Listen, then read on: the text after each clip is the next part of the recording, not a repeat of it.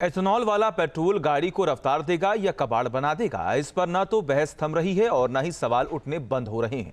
सियासी गलियारे से लेकर एक्सपर्ट की राय तक एथेनॉल की गूंज सुनाई दे रही है, लेकिन सरकार का इरादा और मकसद साफ है। एथेनॉल वाला पेट्रोल ही अब स्टैंडर्ड फ्यूल है। आखिर क्यों है इतनी उलझन और क्या है सच्चाई, देखिए।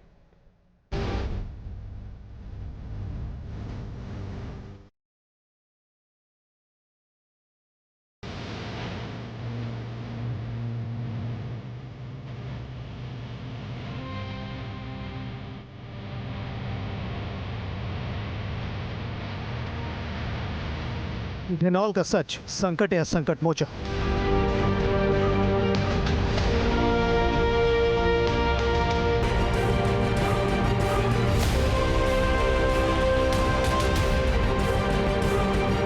देश में इस वक्त हर एक शख्स जिसके पास कोई गाड़ी है इस सवाल से जूझ रहा है, इथेनॉल वाला पेट्रोल आखिर किस काम आएगा या फिर उसकी गाड़ी का काम तमाम कर देगा।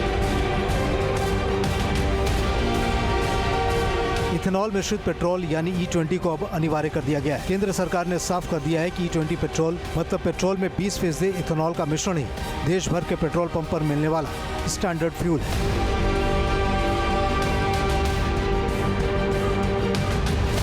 सरकार ने साफ तौर पर अलग से शुद्ध पेट्रोल या E10 बेचने की मांग को खारिज कर दिया है, लेकिन जिस तरह इस ईंधन पर उलझन और कंफ्यूजन जारी है, विपक्षी नेताओं ने सरकार के खिलाफ थम ठोक रखा है। मसलन आम आदमी पार्टी के सबसे बड़े नेता अरविंद केजरीवाल ने इथेनॉल के मसले पर सरकार को घेरने के लिए एक्सपेरिमेंट किया है। केजरीवाल ने कार मैकेनिक और वाहन मालिकों से बात की। उन्होंने साबित करने की कोशिश की कि इथेनॉल वाले पेट्रोल के इस्तेमाल से गाड़ियां कबाड़ बनती जा रही हैं। अभी नया डाला हमने, हर गाड़ी में शिकायत है, ये गाड़ी थी पहली बार बोल रहे हैं।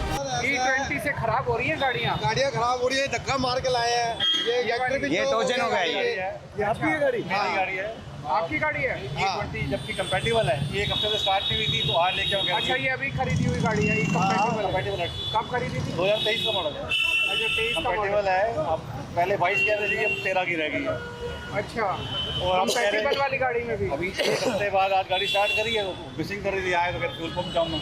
फ्यूल पंप खराब हो गया। फ्यूल पंप खराब है, इंजेक्टर चौक है। तो गाड़ी का क्या मॉडल क्या है, कौन सी कंपनी की है? 2022-23 मॉडल है। होंडा सिटी है। एक ये गाड़ी है जी। इसमें क्या प्रॉब्लम है? इसमें भी इंजेक्टर चौक है सर। अच्छा, फिल्टर विल्टर सब चौक है। इसमें भी इंजेक्टर चौक है? हाँ जी। अच्छा, तो इसमें पार्ट चेंज करना पड़ेगा कि? इसमें फ्यूल मोटर चेंज करनी पड़ेगी, इंजेक्टर चेंज करने पड़ेंगे, तब जाके गाड़ी चले। अरविंद केजरीवाल के इस एक्सपेरिमेंट को पंक्चर करने के लिए बीजेपी भी लगातार डेटा पर डेटा जारी कर रही है।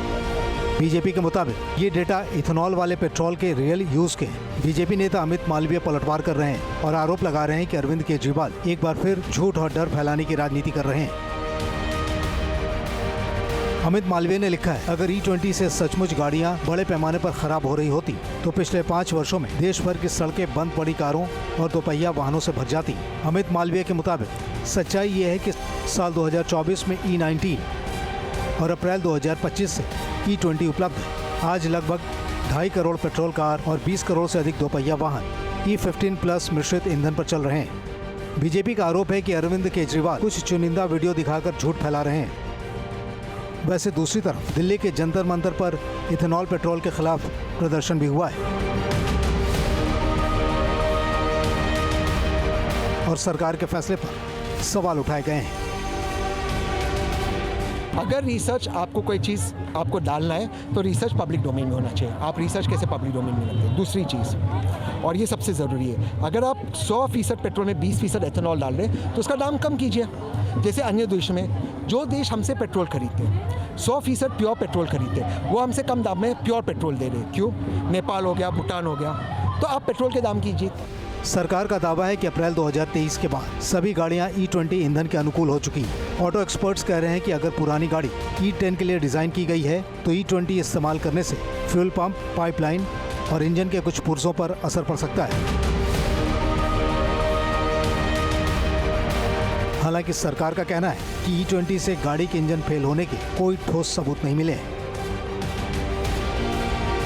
सरकार के मुताबिक E20 के इस्तेमाल से कुछ गाड़ियों के फ्यूल इकोनॉमी में 3 से 5% की कमी आ सकती है, लेकिन सरकार ये भी कह रही है कि माइलेज फ्यूल के प्रकार के बजाय ड्राइविंग की आदत, टायर के प्रेशर, सर्विसिंग और एयर कंडीशनर के इस्तेमाल पर ज़्यादा निर्भर करती है। सरकार के मुताबिक E20 में बेहतर परिणाम देने वाले गुण हैं। सरकार का दावा है कि E20 लाइफ साइकिल कार्बन उत्सर्जन को लगभग 40% तक कम कर सकता है। तमाम हो हल्ला और सियासी दबाव के बावजूद केंद्र सरकार विदेशी कच्चे तेल पर निर्भरता कम करने और देश के किसानों की आय बढ़ाने के लिए इथेनॉल ब्लेंडिंग यानी बायोफ्यूल को असरदार विकल्प मान चुकी है।